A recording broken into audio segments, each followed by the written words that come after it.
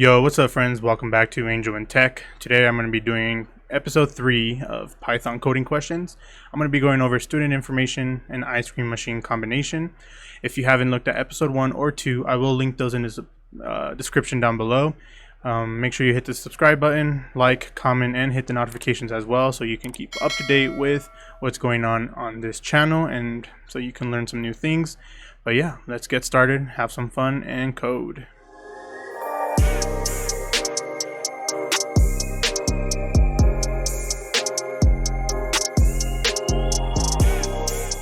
Cool. Going off the first question, we are given a list with a tuple, first name, and their major. So our goal is to implement the following functions: add new student to the current list of students, update student information, find students by name, and get the majors of each student. So going off the bat, we can do def. We can just copy this right here because this is what the question's asking. And now, okay, that we have that, we want to be able to add new students. So adding new students, we're going to be appending a tuple to the current list. So what we can do is, since we're passing in the list and we're going to give it a name and the major, we can do students dot append, and then since we're passing in a tuple, we want to add another parentheses and say name and major.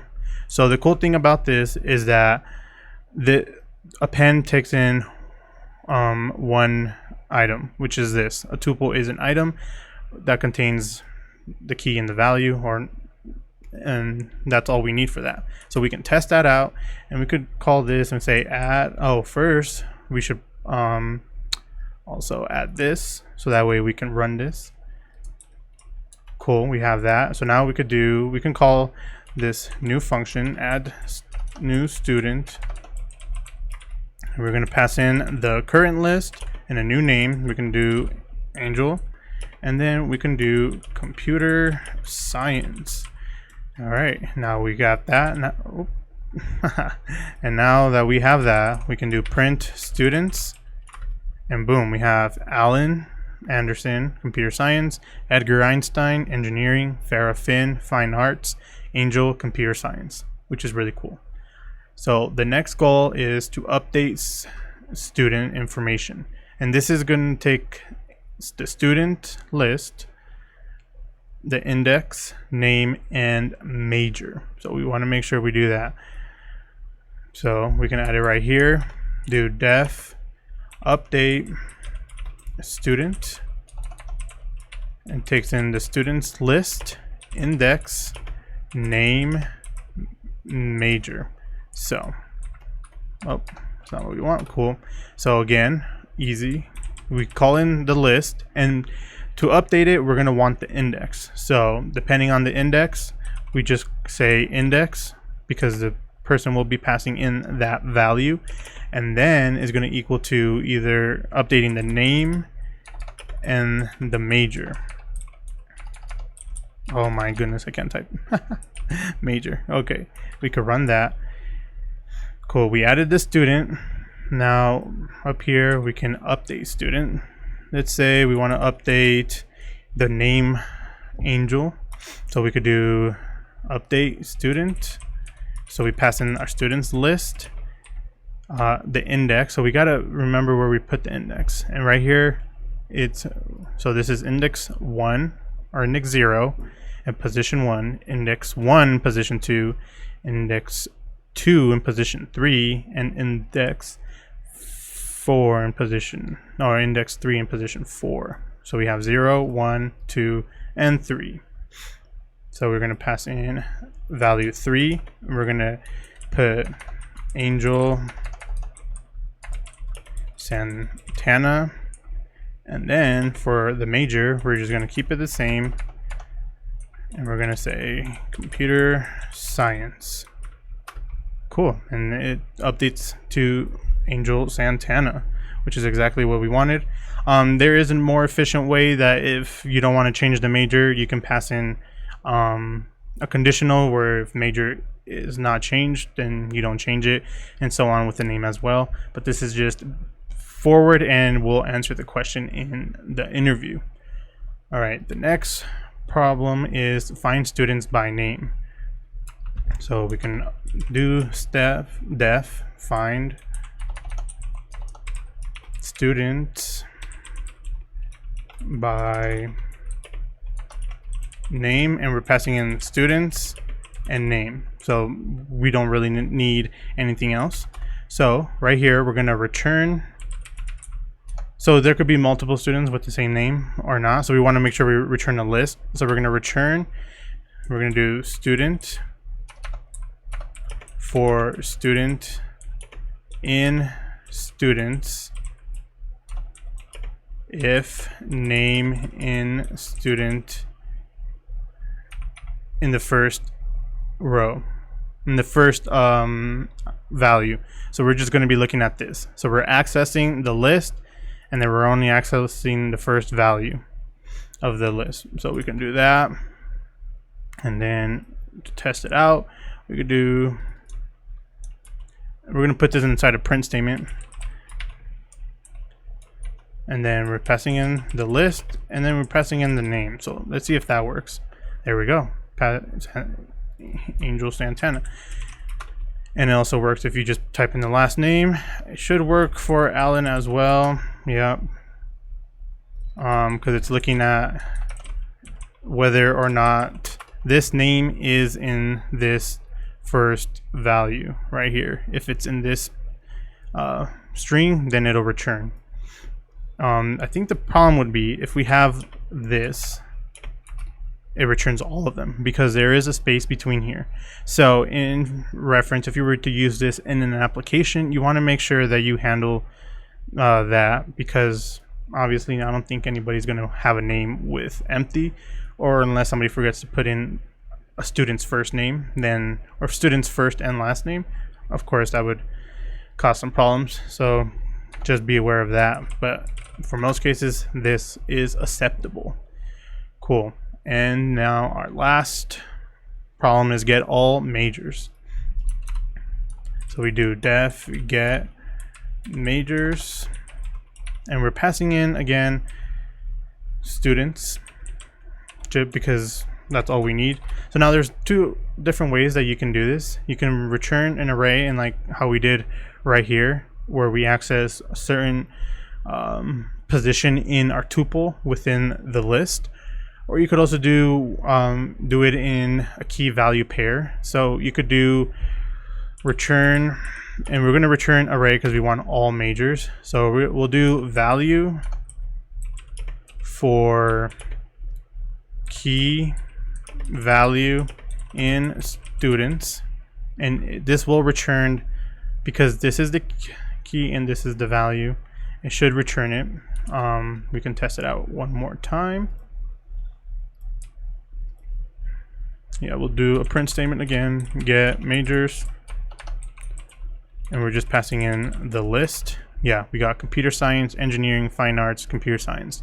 Another way that I was mentioning is that you could do return, what is it?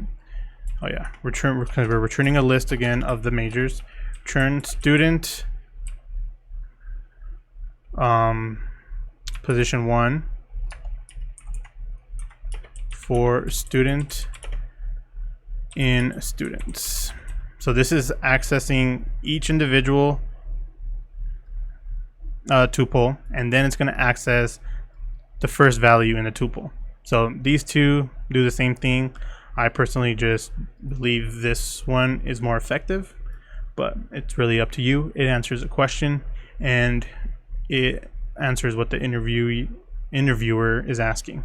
But yeah, that's how you would solve student information. But like I said, if you were to use this in real life, you would go about it and make sure you handle any of the edge cases. Like I said, adding the space when finding a name, or when you're adding a new student, you want to make sure there's a first and last name. Or you could create a separate right here, and when you add student, do first name and last name and major. I mean, the things are endless of what you can do to actually apply this type of concept into your project, into your interview, just to gain more understanding. But yeah, let's move on to our next question. Cool. Our next question and final question for this episode is ice cream machine combination. So we're given the following class, and our goal is to fill in this missing function called scoops.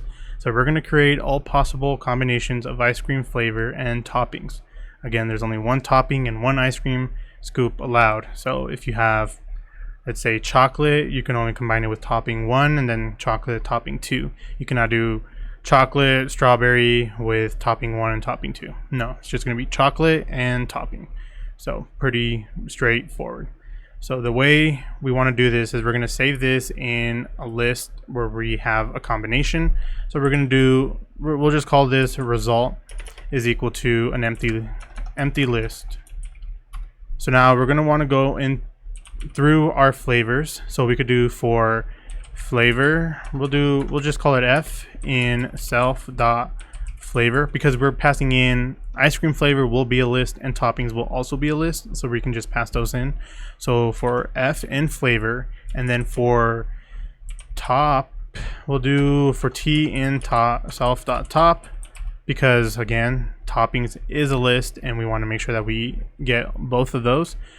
And now we can just do result, if I can append, and we're going to put this in an array where we're going to put in an array within the array. So a list will contain a list of what flavor and topping, and then the next flavor and topping, and so on and so forth. So we can just do f and t, and then after that we can return our result. So to test this, we can do the following.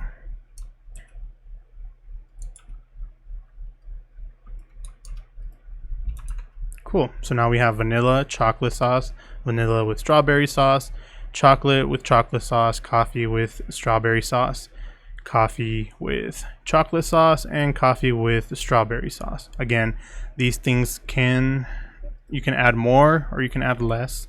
It's up to you. If we take strawberry sauce off, then we're left with that, because there's only 3 combinations of ice cream flavor and topping, but it's really up to you on how you want to go about it. Again, there's a lot of different ways that you can improve this type of interview question. So the way I've always seen interview questions when you're practicing on your own to get where you want to be able to comprehend fully whatever you're learning, is keep building off of it. So like I said, if you wanted to add a vanilla and chocolate, so like let's say an ice cream shop, you need to have 2 scoops and at least 2 toppings, right? And that's their deal. So right here you have 3, so you have to make a combination of 2 of the 3, and you have to add both of these. But like I said, that's up to you to build off of it, to learn different conditionals, different for loops and whatnot. But there's different ways to solve this, and yeah, that's it. But like, just to explain it one more time, this is going to iterate through this first list, this is going to iterate through the second list, and then we're going to be adding our flavor and our topping. So it's going to go, after that we're just going to go back and look at the flavor and the topping, and then it's going to go back and look at the next flavor and next topping, even though it's chocolate sauce, and it's just going to go back and forth. But yeah, that's it for this episode. Pretty basic, very straightforward, and very general. I'm going to include this in my binder, so you can practice this on your own when you watch this video or whenever you want. I will also include a clean notebook so you can implement it on your own, figure out different ways to do it. And I will also include a Py script so you can run it if you don't have access to Jupyter Notebooks. But yeah, that's it for this video. If you have any more questions, at me on Twitter at IamAngelSH. Follow the GitHub, IamAngelSH /AngelInTech. All this will be in the description below. And yeah, subscribe, like, comment, turn on those notification buttons one more time so you can keep up to date with new videos. But yeah, I'll see you in the next one. Dream, code, live.